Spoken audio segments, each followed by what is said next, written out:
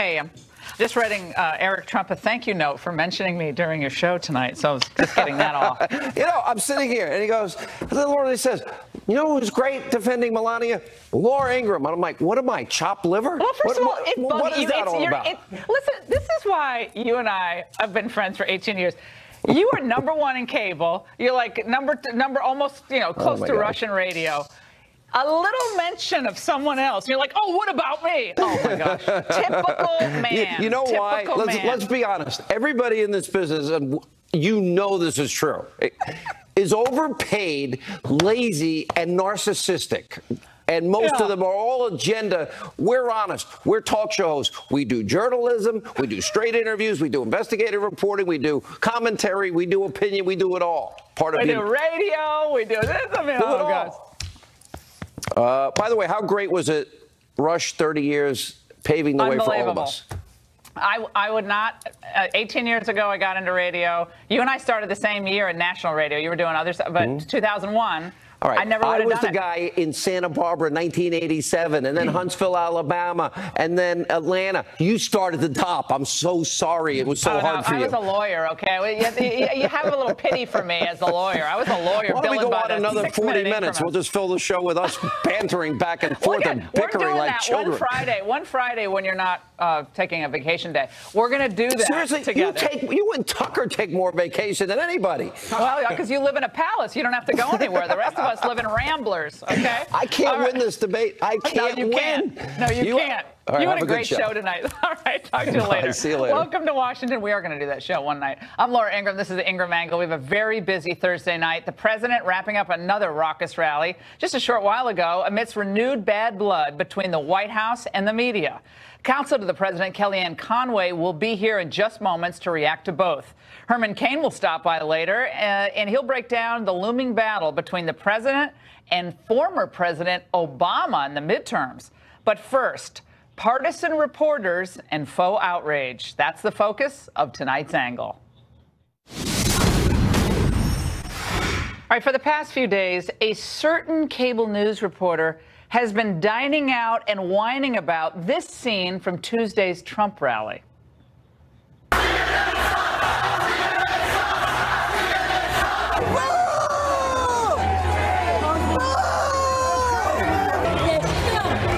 No, ma'am. No, ma'am.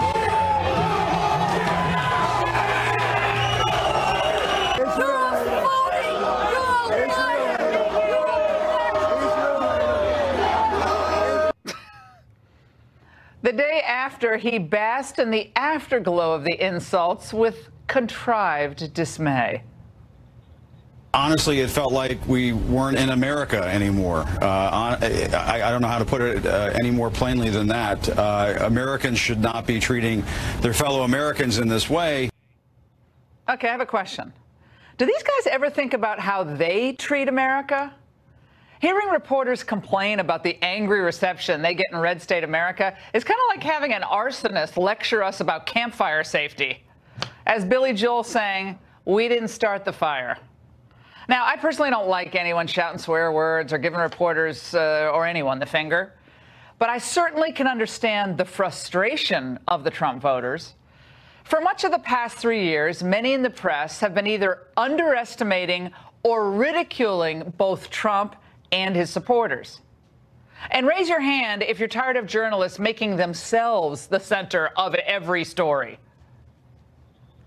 I try to calmly talk to a lot of these folks at the rally last night to say, listen, hey, tell me what you want to talk about here. Why are you guys so upset with us? And they would kind of go through a list of questions. Most of the questions were about, why don't you guys report positive news about the president? Okay, so why don't you report positive news about the president? I wonder why these people are so understandably upset. According to the Media Research Center, in the first 2 months of 2018, 91% of broadcast networks' coverage of Trump was negative. The favorite story, of course, was the Russia investigation. And of the time devoted to covering the administration, 1/4 of it, 24% of that airtime, was devoted to the Mueller probe. No other administration topic received that much attention, not even close. And when they do cover another topic, like immigration, for instance, it's 92% negative, only 8% positive. And you wonder why people are ticked off? It's not surprising that in a new survey by the research firm Brand Keys, Fox News is near the top of the trusted names in news. CNN down near the bottom. Of course, the media may not be great at objectivity, but they're total pros at blame deflection. These opinions that these folks have at these rallies, they're shaped by what they see in the primetime hours of Fox News. It's very unfortunate, but it's a pitting of American against American, and honestly, it needs to stop. The erosion of basic standards of civility and human decency continues. It's not just a Republican phenomenon, but we are being led down the drain by President Trump. Oh, a little overstatement there, Jake. I mean, so it's our fault, or it's the president's fault that the press refuses to do no soul searching at all? It's none of the blame is theirs? Have they not seen those surveys that show trust in their network, their product, is at near an all-time low? A new poll from Quinnipiac found that a majority of all Americans disapprove of how the media covered Trump. Among Republicans, nearly 9 in 10 disapprove. But still, come on, it's the people who are the problem, not the press. This kind of unfocused, visceral anger at the other side, or really neutral people like folks on the press corps, it can lead to this.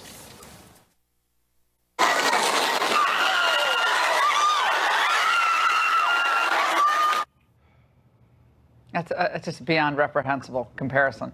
I mean, we won't talk about Steve Scalise. We'll talk about that later.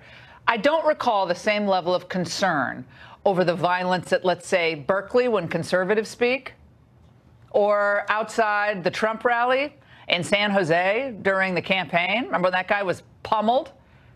When the left engages in not just harsh language, but criminal acts of violence, destroying property, putting police lives at risk, the media work overtime to understand the underlying anger and upset.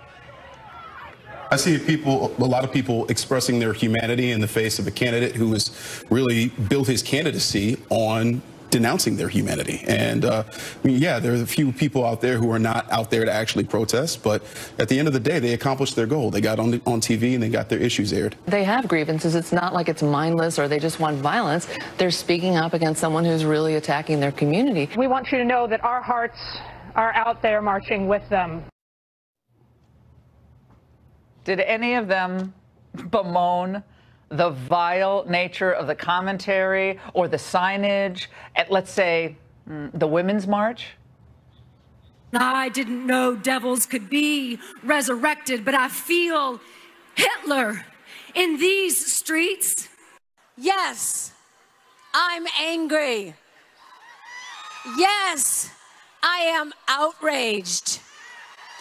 Yes, I have thought an awful lot about blowing up the White House.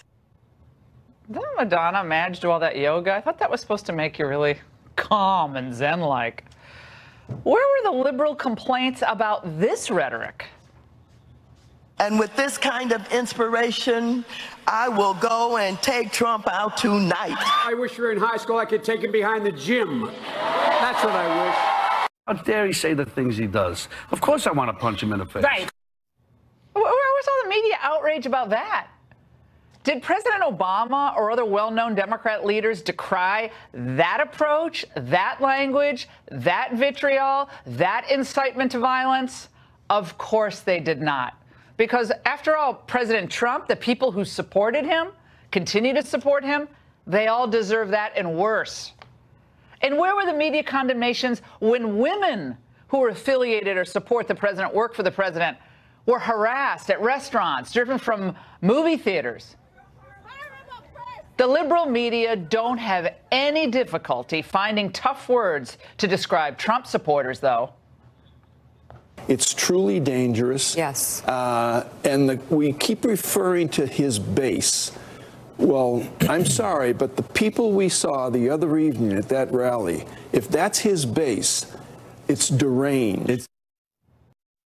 Deranged? Well, I guess he kind of is an expert on deranged, sitting across Joe Scarborough for all these years. But come on, the selective media outrage is laughable. It's also kind of sad, but come on. If it's directed at Trump, protest and violence are considered really patriotic and kind of cool. But otherwise, it must be condemned as dangerous. It's pretty simple. Look, the culture has been coarsened. The entertainment industry, music, films, billboards, television, everything is over-sexualized or too violent or just dumbed down altogether. But come on, this didn't start with Trump. It began about 50 years ago when liberals were on a mission to kick God out of the schools and when they began ripping down our basic institutions of civic life.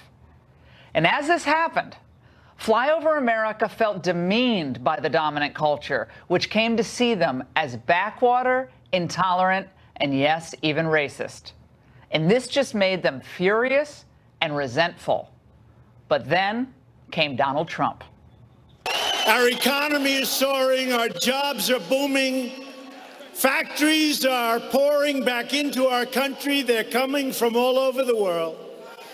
And the forgotten men and women of the United States are forgotten no more. You can almost hear the peals of laughter at certain cable news studios after he says stuff like that. But most in that crowd and the audience across America, they like what they hear there. They don't want to be forgotten. My friends in the media, you cannot ridicule and attack a major part of the American electorate. You can't disparage them and the president they voted for every day and then expect gratitude and cordiality in return. But I hope everybody will take a breath and learn to treat each other with civility and respect. The protesters, the president, and the media and the way they cover them all. And that's the angle. Joining me now for reaction here in studio are two political heavyweights, Matt Schlapp on the American Conservative Union side and Philippe Reines, a former advisor to Hillary Clinton, and in California, a man who's written extensively about media hypocrisy, especially when it comes to violent rhetoric, Victor Davis Hanson of the Hoover Institution. Gentlemen, great to see all of you. Philippe. I don't even know where to start. What do you want me to... Your reaction. My reaction is... Your laughter is what I was writing about. You're laughing both at America or the supporters or the people at the rally? I'm not laughing at America. I'm laughing because I see what happens if someone just watches this every night. Now, I understand if someone only watches another channel every night. It's very possible that you're not 100% right, you being Fox, and that CNN is not 100% right. And they're somewhere in between. But you don't get any of that. There's no common, I'm not going to be cutesy about common ground, but we were talking earlier about different conspiracy theories. There is nothing I could say to debunk one, because I would say, well, here, look at this Associated Press story, or here, look at this Fox story. There's nothing we all agree upon. So you have this toxic environment in the White House briefing room. I don't think it should be on TV anymore. But you also have a president who is lying. He is lying multiple times a day. He is lying at a rate more than anyone ever has. It's not true. It is true. It's not true. He has lied 4,229 times the other day. That's a slime from left-wing outlets. It's exactly what you're talking about. We can agree on truth. There is truth, and there are good reporters. Do you fact check? But that does not help. The fact-check organizations that all these groups are all paid by your left-wing buddies. And that shouldn't happen. We should have. There is truth, Laura. There is right. There is wrong. By the way, all politicians should be held to that standard. But I agree with you. You can't go out there as a journalist and say you're objective and then be on your Twitter feed making fun of me and my friends and my family on a regular basis. You don't get to have it both ways. Do you think that the polling on the way that people feel about the media in general, whether they approve or disapprove of the coverage of the president, the majority, it's not a Fox poll, no, the majority does not approve of the way they cover the president, and the majority believe they're biased toward the liberal side of the equation. So I know you have your views about the president. I'm trying to keep this argument focused on this conflagration between the media and conservatives and the media and this administration. Victor Davis Hanson, you just wrote a column today about this, about the culture that we live in. Your reaction to what you saw and heard over the last few days and the angle. Well, I think there's a certain elite that feel that because their aims are so virtuous, or they're so enlightened, or they're so well educated, that the means to achieve them are okay. Take Jim Acosta. In reaction to that, a reporter at Politico said that the people basically at that rally had no teeth, and they were garbage. We haven't heard that since Peter Strzok said that people smelled at Walmart. And you get into this deplorable and irredeemable, and you've got political activists that brag on Twitter that they go across from the White House and make noise so the president can't sleep. And it's all predicated on this contempt that they have for a geographical or a sociological or a cultural subset of America, and they're imbued with it. And the irony of it, Laura, is that when you take this Sarah Jeong that is now a member of the New York Times editorial board, she's a product of Berkeley, she's a product of Harvard Law School, and yet she's voicing racist sentiments are right out of the Middle Ages. And the same thing with Ocasio-Cortez. She's a Boston University graduate, but she's clueless on the Middle East or on basic economics. So red state America is presented with this paradox that this really well-educated, enlightened elite knows everything, but they really don't. And yet they disparage people on the basis of class, and we're reaping the whirlwind of that. Yeah, and I think everybody's got to take a big step back and stop. You're talking about the new editorial board member of the New York Times, Sarah Jeong, who said among the most hateful things about white people. I guess when you're not white and you say hateful things about white people, the New York Times will still hire you if you delete your tweets and you say you're sorry. But okay, I'm for redemption. I think that's great. But wow, I mean, I can imagine other people tweeting other things that are more directed in favor of conservatives that were offensive. They would never hire them at the New York Times. Well, he made a point about we elites. don't know what the rules are anymore. Yeah, the rules are different. When you say the elites, it's not necessarily about where you go to school. It's the way you look down upon regular people. A lot of those people at the Trump rallies, they don't probably go to fancy clothes stores and buy the fancy clothes. Certainly not like Paul Manafort does.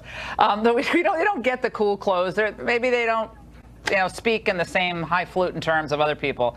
But they're good people, and they think America is in trouble, and they think Donald Trump has more answers than the in crowd. That's why they voted for him. They believe he fights for them. And the media don't get that. So focusing on the media, do you believe that they are giving the policies of this administration a fair analysis, Philippe? I do, and I think you're defining unfair as coming up with a negative outcome. And that's assuming President Trump never makes any mistakes. No, of course he does. I call him out for mistakes. You do it on immigration all the time. I think the problem is elite is code for looking down on someone. Soy boy, calling someone beta male, low IQ. This is not one group looking down from a mountain saying, oh, the other group is scary. No, I think people get offended and then they strike back. It's a bad cycle. You have 100% of the country angry as hell. And there's no way, the media, to some extent, is one of the ways to hash it out. And they have been neutered. You have been neutered. The same way you talk to your crowd, Jim Acosta talks to his crowd. But he's not an opinion journalist. I am. That's the difference. I'm not a reporter. I'm a commentator. I worked for the Reagan administration, and I clerked for Justice Thomas. And I don't pretend to be objective. I am an opinion journalist, but I think I'm fair, and I think there are great reporters out there. You have an incredible impact on facts and stories. Sure, Sean Hannity has single-handedly given incredible credence to some of the worst conspiracy theories. No. First of all, if you're going to come on this network and attack Fox, Philippe, we're going to do this for an hour. I'm sitting here. I think conspiracy theories. You know what I think is a conspiracy theory? Saying garbage people jeering at another person, falsely accuse them of lying, flip them off, someone fetch a fainting cap. Like Mark Caputo, who says the most horrific things as a Politico reporter. I don't know who she is. I'm not defending her. Mark Caputo? You know who he is? This Sarah Young person. Yeah, well, that's the Sarah Young is the. I think everyone has said things that they should regret, whether they do or not. Right, but I'm not a reporter. But these people are reporters. They're supposed to be calling balls and strikes, correct? And they are. And when Sarah Sanders lies to them, they're calling it out. Real quick. No. Here's the thing. When Jim Costa goes to a Trump rally, they're not, though. They're going to be. We'll get you in. Obviously, you're going to have Trump supporters and conservatives. By the way, these are Americans. This is the audience they're trying to get. He can see the hostility in how they cover things. Why doesn't CNN listen to what the American people wants? Their ratings would be better. I think they'd do better, actually. VDH, final thoughts. Yeah, the disinterested Shorenstein Center at Harvard gave us a number of reports that 90% of the press coverage, this wasn't opinion journalism, was slanted anti-Trump. So this idea on the one hand and the other hand is really disingenuous. Whether we like it or not, the media is from a particular subset of American life, and they feel it's their odyssey and their journey to delegitimize this president and the people who support him for a variety of cultural and class reasons. And I'm not saying that Trump is an angel, but the coverage is not disinterested, and to suggest it is really pathetic. All right, gentlemen, thank you so much. And stay with us. We have an exclusive interview tonight with White House insider Kellyanne Conway. Next. An ace. Better in all of these states than we did on election night. Much better. Despite only negative publicity, only negative stories from the fakers back there. I got along great with Putin. And everybody said, wow, that was great. A couple of hours later, I started hearing these reports that, you know, they wanted me to walk up. Here's a podium here. They wanted me to walk up and go like this. Son of a big boy. Whatever happened to fair press? Whatever happened to honest reporting? These horrible, horrendous people. Well, that was President Trump tonight in Wilkes-Barre, Pennsylvania, to discuss the president's relationship with the press and a lot of hot news. Let's bring in one of our close friends, at least mine for too many years to count, and the president's closest advisors, White House counselor Kellyanne Conway. Kellyanne, thanks so much for joining us tonight.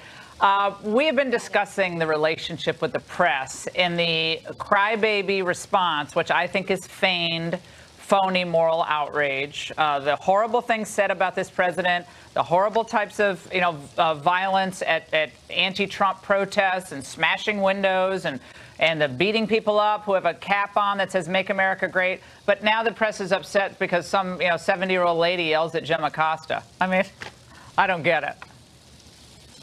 I thought Press Secretary Sarah Sanders handled it beautifully today when she really read a bill of particulars, an entire litany of facts of things that have been said about her and some violence that has been incited against her, that she's the only press secretary in, I guess, U.S. history to hear her say it that's needed bodyguards. It's needed Secret Service. I had Secret Service when I got there for much the same reason. But, Laura, I have a slightly different take on all of this.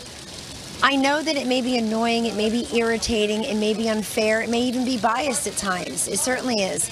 But I'm also not sure it's particularly relevant or consequential.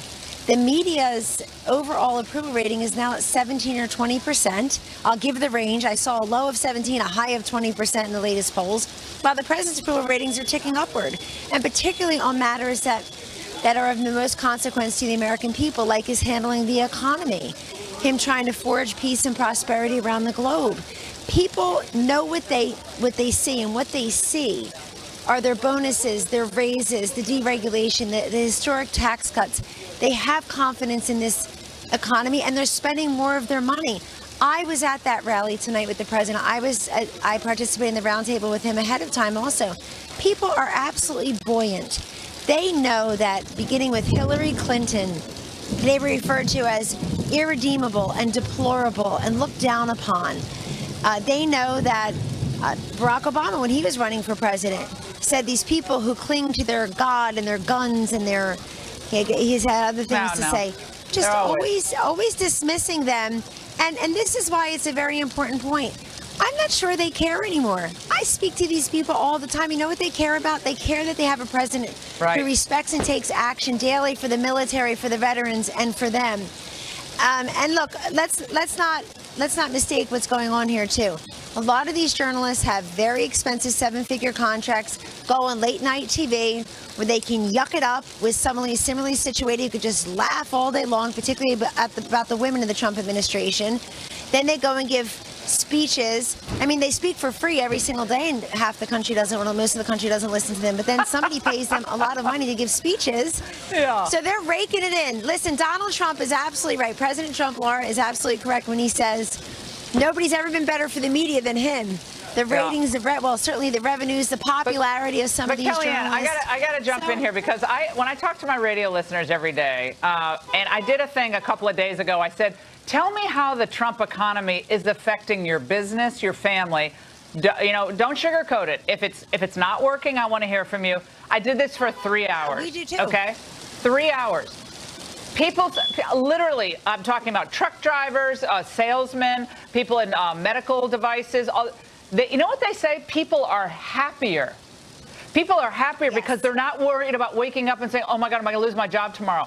I knew the economy was great, but until you hear from the regular people just saying, I don't know what these media are saying, everyone's unhappy, people are angry.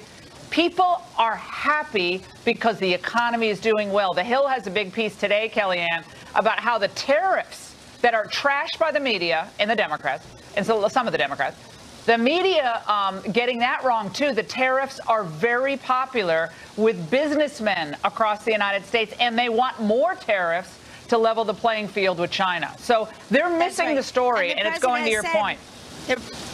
That's right. The president said today that China is way down now and that he's told everybody to be patient. But, Laura, I want to mention something else. Bias is not just, it doesn't come in the form of overtly one-sided, lopsided reporting. That's kind of easy to detect. Bias is also a selectivity of what gets covered and what does not. So just this week, you had the pool reporter from the New York Times say there was absolutely no news made when the president and Ivanka Trump and other office holders and high school students were in Tampa Bay at Tampa Bay Tech, so excited that the Perkins legislation had been reauthorized. It's going to benefit upwards of 11 million students across this country, but no news was made. No, just you don't want to cover that. Just today, in the briefing room, this is so important, just today in the briefing room, we had cabinet members come and talk about what they are doing in 2018 to stop meddling and interference in our elections. But Kellyanne, guess what happened? You know why? No. Guess what happened? Not only did they not cover it, Kellyanne, listen to what Chuck Todd said. Again, you had 4 or 5 top intel national security officials saying Russia meddled, we're going to stop it for the next time. And this is what President Trump is doing. Right, and this is what Chuck Todd said. Let's listen. We begin tonight by trying to make sense of what happened this afternoon, and perhaps more importantly, why. For some, it's going to take more than one surprise briefing to convince them that what we heard today about cracking down on Russia has the full backing of the president, and that it was not an effort by a White House communications team desperate to turn the page from the other headaches they had been asked about all week. Damned if they do, damned if they don't. Kellyanne, your reaction to Todd's point. And I want to say something. Yeah, here's my reaction. In 2016, the president at that time, Barack Obama, and Clapper, and Brennan, and Comey, and others on their team had information that Russia was meddling, trying to interfere in our election, but they sat on it, they buried it, because I'm with her also meant with I'm going to bury the information we have about meddling. Fast forward, this president's in charge, his entire team is on task. The Secretary of Homeland Security said she's got a 50-state effort on way. They're investing in cyber and election security. Secretary Nielsen and Vice President Pence 2 days ago were in New York City for all the public to see. The media hardly covered this entire conference on cybersecurity and election security. But for this mainstream media, who, as you pointed out, covered the Russian story more than anything this calendar year, when it came to speaking from the podium about what this president's administration will do to stop it, to try to stop it, they're not covering it because it's not coming in the Manafort trial. It's not coming in the Mueller report. It's not coming out of the mouths of someone else. It's coming in a cohesive and positive fashion from this president and what he's going to do. So it's complete hypocrisy. Laura, if the mainstream media truly cared about election interference, they would be able to write a story or finish a sentence without mentioning Donald Trump's name. All right, they can't Kellyanne, do we're it. out of time. We're out of time. Thank you so much for joining us tonight. Thank you. I had fun in the rain. Thank you. All right, we'll continue to cover this and more. Stay there. At Bear, our route. Talking about a blue wave this year, and once again, they've labeled it the Year of the Woman. Wasn't that 92? Not so fast. According to a new poll by the independent Women's Voice, a candidate's gender makes no difference to 83% of likely 2018 voters. Joining me now to discuss this, make sense of it, Harmeet Dillon, the RNC committee woman from California, and Pam Hayes, a former Hillary Clinton campaign organizer. Great to see both of you. All right, let's start with you, Pam. Why should a person's sex matter in an election? I thought we were supposed to be away from labels and gender and nothing.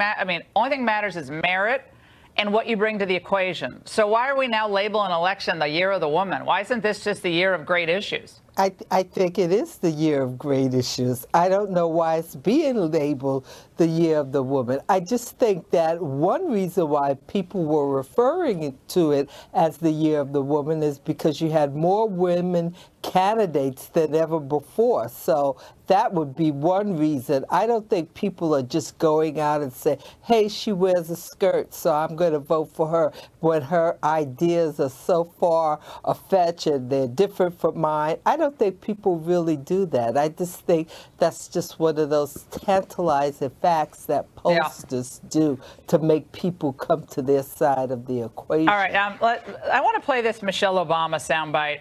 This is from September of last year when she talked about the women who turned out for Donald Trump. Let's watch. Any woman who voted against Hillary Clinton voted against their own voice. What does it mean for us as women? That we look at those two candidates as women, and many of us said, that guy, he's better for me. His voice is more true to me.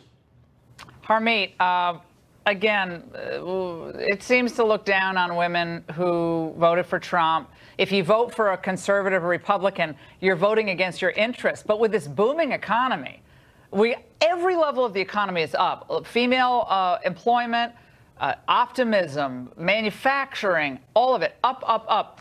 How can you say that this year after all these results are already in? Well, Laura, they say it because they're out of ideas. They've got nothing. I mean, the year of the woman was 2016, by the way. It didn't work very well for the Democrats. They tried to use gender to catapult an otherwise bad candidate across the finish line, and it didn't work. You know, I'm a woman business owner, and I can tell you that woman or man, everybody who's a business owner or who works for a living looks at their 401k, looks at their rising salary, looks at job competition from people who are not in the country, who are not citizens. And, you know, everybody factors those things in. So it's very passé for leaders to say that women should be voting according to their, you know, to their lady parts, as opposed to with their brains, with their pocketbooks, and voting for their future. So now our party does need to do a good job, though, of defining those issues that all Americans care about, particularly people who had households, are caring about health care, they're caring about safety, and, you know, we could do a better job in Congress of making sure that we pass Obamacare, making sure that we get border security and those issues like that. That's what women, that's what men care about. We all care about that. That's Pam, what people care about, Laura. I don't think it's so much this gender focus as people want to make us think it is. I think it's about the issues. And when I got to worry about what's going to happen if, God forbid, something happens to my daughter and she's raped and you can't even get a way to deal with that, that's a problem. When you say a way to deal with that, you mean abortion. That's the word you're searching for. That's what I mean. Precisely. Yeah. Okay. Why don't you say it? Because so Pam, I don't want just say to. it. I can say it the way I want to. Pam, so what you believe in this election cycle is that one of the preeminent issues on the minds of voters is the ability to get an abortion. You think that will be outlawed in the United States, all 50 states? And why do you think that? I think it becomes dangerous when it's outlawed in some states. I think it should be a policy across the United States. I think it's a choice for women for abortion, but that's not the top issue, at least for me. And I'm also It's not the top issue for any American. The top 10 issues, abortion. I don't think abortion's even the top 10, is it? I don't think so either, Laura. Yeah, so but I will tell you this. I brought it up because I wanted to make a point, and that's why I brought it up. I'm not finding it. Let me read you. Yeah, let me read you the comment from Hillary Clinton, because we are talking about there are a lot of women candidates, and they're doing actually really well. The Democrats are fielding a lot of female candidates who are doing well so far in the polling, and a lot of open seats. to both of you. This was what Hillary Clinton said. She said, "We do not do well with white men, and we do not do well with married white women. And part of that is an identification with the Republican Party and a sort of ongoing pressure to vote the way your husband, your boss, your son, whoever believes you should." Pam, do you agree with what Mrs. Clinton said there? That, I mean, you read between the lines, not even have to read between the lines, is that, you know, these women are just kind of stupid. They just vote the way their men want them to vote. Oh, no, I don't think the vast majority of women are stupid and vote the way their men want them to vote. But I think there are some people who do that, just like, you know, there are women who might just vote for women because they're women. I think the issue is what is important to the majority of people in America. For me, it's a pocketbook issue. I'm a business owner. Right, so you should be for Trump. No, I should never be for Trump. Oh my God. I have very serious issues with him. How is your business doing? It's doing okay. It was doing better under George Bush. I'll put it like that. Was it doing better under Obama? My business is doing great. You know, I don't have that type of business. I'm a lawyer. Okay. All right. Well, so is Harmeet. So am I. But I'm recovering. So am I. Okay. Yeah. Maybe I should get a job. All right, Harmeet, like last yours. word. Yeah, Laura, the type of candidates the Democrats are fielding in this election cycle are the extreme, unfortunately. These younger women who are, you know, standing for socialism, Ocasio-Cortez, women who are far left, women who want to abolish ICE, women who are open borders, women who are abortion extremists. And, you know, frankly, I don't think that message is going to resonate with the majority of the voters. The majority of the voters are somewhere in the middle. And so, you know, I hope that I'm correct that these, you know, young women, attractive, good-looking candidates aren't necessarily going to get the vote in November, but that depends on the Republicans to field people with better ideas. I'd like to say that I don't care what party you like or you don't like Trump, you like Trump. You have to like this economy. If you don't like this economy, I can tell you this, it's not going to get better than it is right now. I mean, it might get marginally better, but this is a great time. If you want a job in the United States, I can't think in my lifetime of a better time to be an American citizen. We really appreciate both of you joining us. I think it's a continuous flow. Actually, it wasn't bad with Obama. It wasn't bad. I didn't say it was bad. I said right now it's even better. It was flat line. It's terrific. 4.1 GDP, taking China to task. I mean, this is a factual argument at this point. The American people give him very high marks on the economy, thankfully about 55%, and that's a good thing. It's good for all Americans. Whoever was president presiding over these policies, these are good policies for the American people. I really appreciate both of you joining us tonight, Harmeet and Pam. Thanks so much. Thank and still you. ahead, Herman Cain on the brewing battle between the president and former President Obama. Glenn Greenwald on President Trump versus the old world order. Also, stay with us. You know that old saying is the enemy of my enemy, my friend? Well, if the enemy is President Trump, well, it sure seems so. The neoconservative think tank American Enterprise Institute and the Liberal Center for American Progress recently joined forces to publish a report blasting President Trump's foreign policy. That's a shock. You heard that right. President Trump has both sides of the swamp so riled up, they're now collaborating. Joining me now for reaction, Glenn Greenwald, a journalist at the website Intercept, who's written about the recent alliance between the Bush-era neocons and liberals. Glenn, it's good to see you tonight. This is wild, but for us conservatives who, you know, took a step back after the Iraq War, and said, oh, this was a mistake. We've got to be much smarter on military interventionism. I guess it's not all that surprising, but it's just now out in the open. What we thought is now true. Yeah, I think it's one of the most undercovered stories of the Trump era, this sort of ideological shift. You know, when I started writing about politics in 2005, the root of all evil for liberals was the American Enterprise Institute. You know, John Yoo and Bill Kristol and the Kagans, Daniel Pletka. And these are the people who are now joining with the establishment wing of the Democratic Party to defend this very militaristic, internationalized, institutional assertion of military force, which they see President Trump, in a lot of cases rightly, as well as people on the left, as opposing. And this predates Trump. A lot of neocons were preparing to support Hillary Clinton before Trump even became a candidate because they found her brand of hawkishness. She criticized Obama a lot for being insufficiently belligerent, quite attractive. And this shift is really quite profound. Well, and he's doing it in other ways, too. I mean, Trump has blown up a lot of old alliances. The Koch brothers, you're seeing that split. Richard Trumka saying he's not ruling out supporting Trump in 2020. I think it's good to mix all this up. I mean, all these old alliances didn't deliver all that a greater result, at least on foreign policy, and a mixed result vis-a-vis United States versus China on the economy. And Trump's like, well, I'll work with anybody who will work with me. And I guess his enemies are saying the same thing. Absolutely. I mean, the view of Trump, for example, that I'll meet with any leaders without preconditions was Barack Obama's flagship position in 2007 that horrified Hillary Clinton. And especially on these kind of international trade agreements like the World Trade Organization and NAFTA and TPP, opposition to those, which has become Trump policy, was orthodoxy on the left for a long time. And that, too, is driving the establishment wings of the Republican and Democratic parties crazy because they're financed by the same banking interests, the same corporate interests that love these globalized industries that have been terrible for the American worker, but great for American hedge funds and banks. And that, too, is causing a remarkable shift in a lot of coalitions that I think will endure long after Trump is gone. Yeah, I think the old order is forever disrupted. I don't think that's ever coming back as much as they kick and scream. And speaking of unholy alliances, Glenn, I want to get your thoughts on something else. The Intercept has written about former LA Times writer and current NBC darling intelligence reporter Ken Dilanian. Now, tell us more about the relationship with the CIA and why we probably see him on TV so often. Dilanian as an LA Times reporter and what he used to share with the CIA.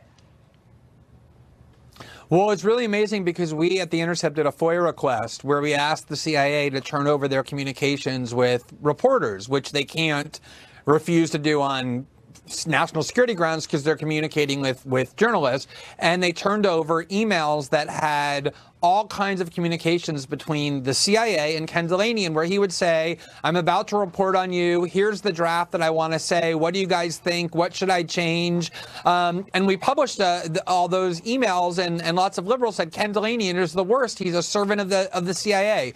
He got kind of pushed out of the LA Times, but ever since then, he's kind of fell up the ladder, and he's now the star reporter at the MSNBC and NBC, where that's all he does is just blindly and mindlessly repeats what the CIA tells him to say. He gives them anonymity, and he's essentially their puppet and their mouthpiece, and that's called journalism over at MSNBC. No, but he's an expert. I mean, they hold him out as a real expert on Brennan, Clapper, the whole crowd. And so he speaks with authority because he covered it for that much time. But until you did that FOIA request, I don't think no one knew the backstory. Yeah, I mean, I think American journalism in general, for a long time, it's been a critique of mine going back to the Bush years, has been far too deferential to these intelligence operatives who operate in the dark. They give them anonymity. That was why we got the Iraq War. But I think Ken Dilanian takes this horrible practice, and he's kind of the world champion at benefiting his own career by just acting as a stenographer for the intelligence community. And he has become a hero of Democrats and liberals who watch MSNBC because now the CIA, remarkably, is the agency that they venerate and revere more than anyone else, and therefore a journalist who is their spokesperson is kind of a TV star for them. It's really a remarkable and bizarre and surreal turn of events. Oh, my goodness. It's wild. Thanks so much. We really appreciate it. And by the way, President Obama is returning to the political fray in a big way. Herman Cain joins us next to break down the heavyweight matchup between Obama and President Trump.